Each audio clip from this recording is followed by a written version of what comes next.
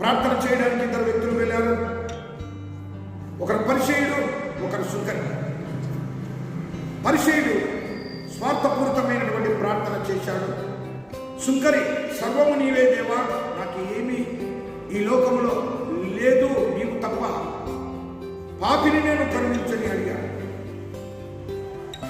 ప్రభువాక్యం సెలవిస్తుంది, మీరు ప్రార్థన చేయనప్పుడు అడుగుతున్న వారిని పొంది ఉన్నామనే నమ్మకంతో ప్రార్థన చేయండి. పరిచయుడు ప్రార్థించి అడిగాడు కానీ సుంకరి ప్రార్థనలో లోపాలు లేవు కాబట్టి దీనత్వముతో ప్రభువుని అడిగాడు. ఆశీర్వదింపబడి తన గృహానికి వెళ్ళాడు. దేవుడు పరలోకమందు ఉన్నాడు, మనము భూమి మీద ఉన్నాము.